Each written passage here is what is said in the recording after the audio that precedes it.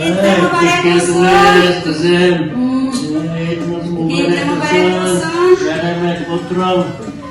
Bunday gözünüz yakıştırmatamsa. Yakıştırıvatın, rahmet. Yakıştırma. Rahmet, yakıştırıvatıdı. Ko'ngillarimiz hamiyatında chiroyli bo'libdi, lekin do'ppini pek xato qilibsiz kızım. Xato kiyibdim emas buni.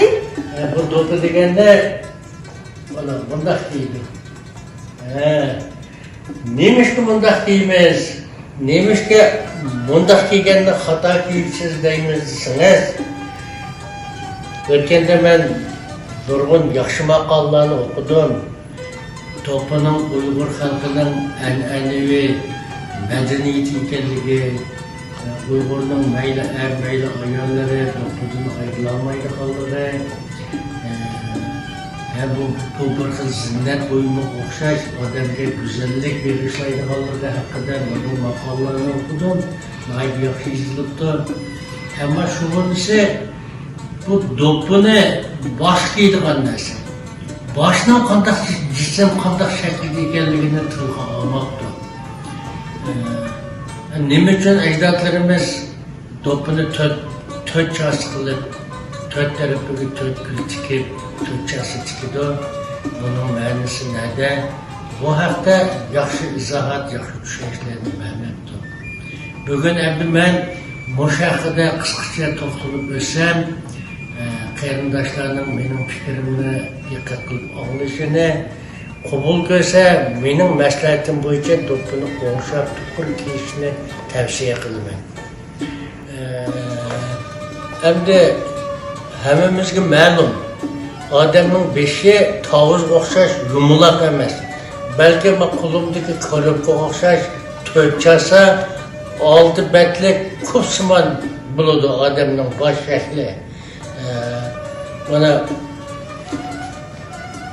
o'ng soli bo'ladi, oq oldi bo'ladi, osti usti bo'ladi. Odamning beshimi mana ikki tarafi, o'ng sol taraf, oq oldi taraf, osti ust taraf deb olti tarafli bo'ladi. Odamning beshi yumuloq tovushsimon emas, balki mushu qutiga o'xshash kupsimon bo'ldi.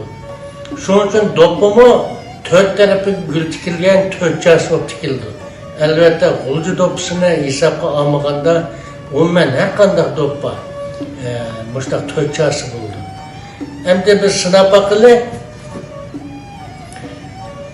Do'ppini hozirgi ko'plagan qarindoshlarga o'xshash bilan bundoq kiyganda bu odamniki bosh shakliga uyg'un kelmaydi.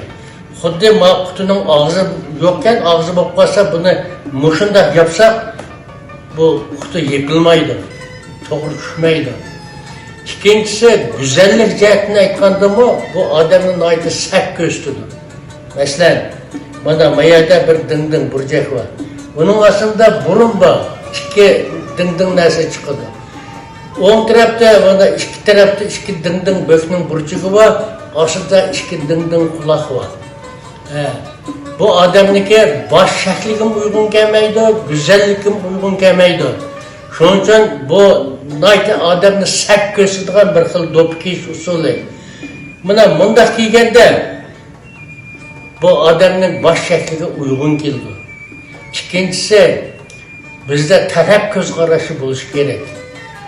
Biz koinot yashayapmiz. Koinotdimi sharq, g'arb, shimol, janub deydigan to'rt taraf bo'ladi. Biz bu to'rt tarafdan ayrilolmaymiz.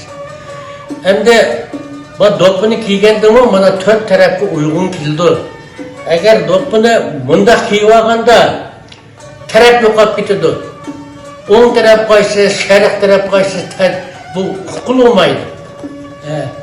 Bu xuddi besh ezib qolgan galvon odamniki ta'sirini beradi.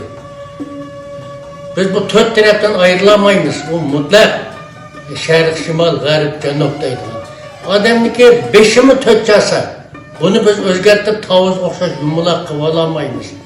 Ama shu qonuniyatga asosan do'ppinimi biz mana o'ng, sol, oq oldi kelsak, mana sharq, shimol, g'arb, janub deb to'rt tarafga tava bo'ldi. Buni ajri bilan gul tikkan qarindoshlarimizni ajriga muvofiq kelmaydi. Bundaq kelsak, hech kim bu gullarni ko'ramaydi. Hamisha qiypash ko'rindi, udul ko'rinmaydi. Bundaq kelsak, mana bu gullar nihoyat aniq ko'rindi. Bu mening deydigan ikkinchi gapim. Birinchisi, do'ppa boshninki qutsimon qurilmasiga uyg'un bo'lish. İkincisi, sharq, shimol, g'arb, janub deydigan tabiatdagi to'rt taraf ko'z qarashimiz aniq bo'lishi kerak. Bu mening deb qo'ydigan ikkinchi muhim gapim. Assalomu alaykum qadrli ko'rurmanlar. Ko'rayotganinglar Ona til televiziyasi. Qadrli Ona til televiziyasining ko'rurmanlari. Kanalimiz sizning chin yurakdan qo'llashingiz bilan taraqqiy qiladi. Kanalimizga a'zo bo'ling, mushtari bo'ling.